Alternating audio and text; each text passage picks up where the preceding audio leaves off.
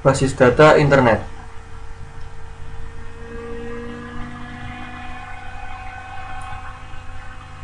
Tujuannya yaitu memahami konsep World Wide Web dan HTML pada database berbasis web, kemudian memahami arsitektur pada database web, memahami XML, memahami dan mengimplementasikan model data semi-terstruktur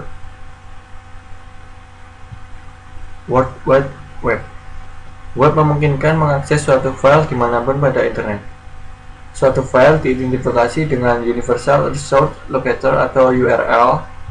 Contohnya adalah begini: http www.eepcts.edu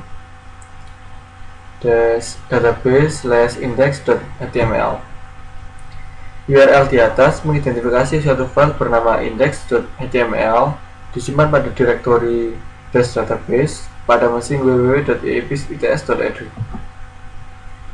File ini adalah suatu dokumen yang mempunyai format Hypertext Markup Language atau HTML dan berisi beberapa link ke file lain yang diidentifikasi melalui URL-nya.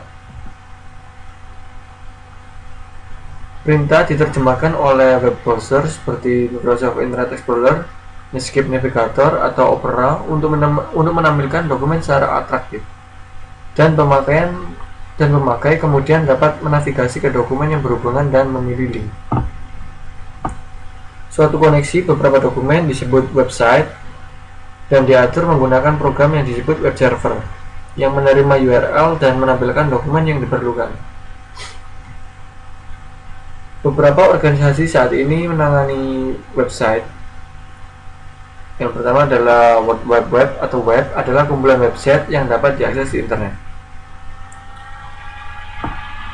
HTML menghubungkan isi URL yang mengidentifikasi tempat yang berisi file yang berhubungan. Jika seorang pegawai mengklik untuk suatu link, web browser menghubungkan ke web server tujuan menggunakan protokol koneksi HTTP dan mengirim link URL. Jika browser menerima file dari web server, akan diperiksa tipe file dengan melihat extension dari nama file tersebut. Web browser menampilkan file berdasarkan tipe file, dan jika perlu memanggil program aplikasi untuk menangani file. Sebagai contoh, sebuah file yang diakhiri .txt merupakan file teks tak berformat. Web browser menampilkan dengan menerjemahkan karakter ASCII dalam file. Struktur dokumen yang lebih tepat dapat dikodekan dengan HTML yang menjadi cara standar struktur web page. Contoh lain yaitu file.doc merupakan dokumen Microsoft Word dan web browser menampilkan file dengan menggunakan Microsoft Word. Hypertext Markup Language atau HTML. Hypertext Markup Language atau HTML merupakan bahasa pemrograman berbentuk skrip yang sederhana. Teks diawali dan diakhiri dengan perintah yang disebut tags. Biasanya terdiri dari start tag dan end tag. Basis data dan web. Halaman web berisi hasil dari query database. Untuk membangkitkan halaman web dilakukan hal-hal sebagai berikut ini. Yang pertama adalah web server membuat proses baru dari program yang berinteraksi dengan basis data. Kemudian web server berkomunikasi dengan program tersebut melalui CGI atau Common Gateway Interface. Yang ketiga adalah program membangkitkan halaman hasil dari isinya berasal dari basis data. Kemudian protokol lain selain CGI adalah ISAPI yaitu Microsoft Internet Server API atau NSAPI atau Netscape Server API. Arsitektur application server dan server side Java. Pada CGI, setiap halaman merupakan hasil pembuatan sebuah proses baru, sehingga sangat tidak efisien. Oleh karena itu, dikembangkan arsitektur application server, yaitu suatu perangkat lunak antara web server dan aplikasi. Fungsi dari application server tersebut adalah pertama adalah mengendalikan grid untuk performansi, kemudian tempat koneksi basis data dan menggunakan kembali koneksi yang tersedia, integrasi antar sumber data yang heterogen, manajemen transaksi melibatkan beberapa sumber data, kemudian manajemen session.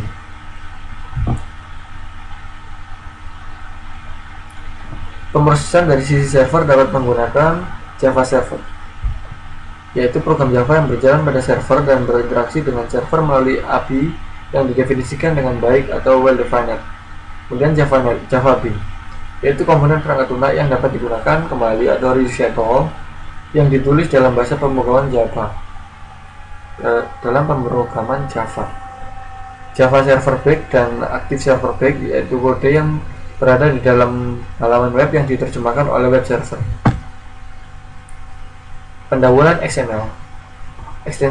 Extensible HTML merupakan bahasa skrip versi lanjut dari HTML. XML merupakan penggabungan antara SGML dan HTML, di mana kekuatan SGML digabungkan dengan kesederhanaan HTML. XML menggunakan definisi markup language baru yang disebut dengan Document Type Declaration atau DTDS.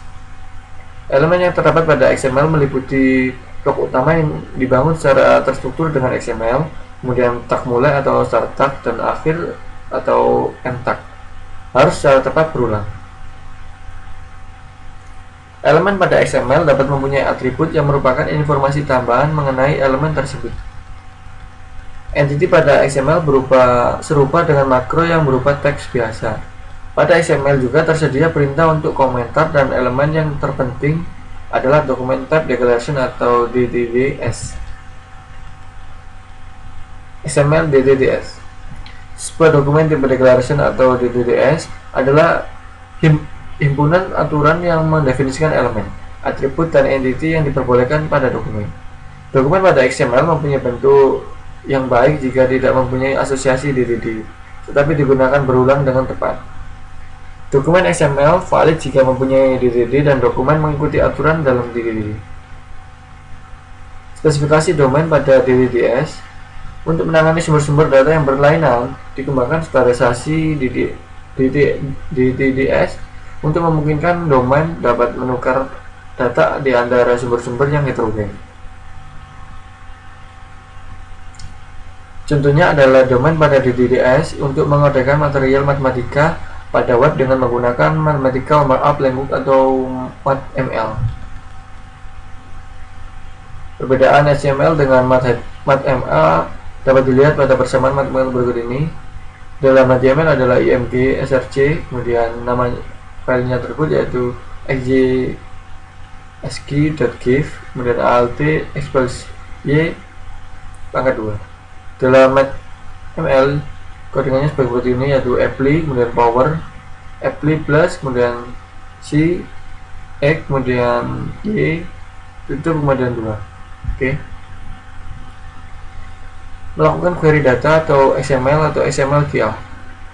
Tujuan melakukan query data XML adalah melakukan manipulasi dokumen XML dengan menggunakan bahasa deklaratif tingkat tinggi.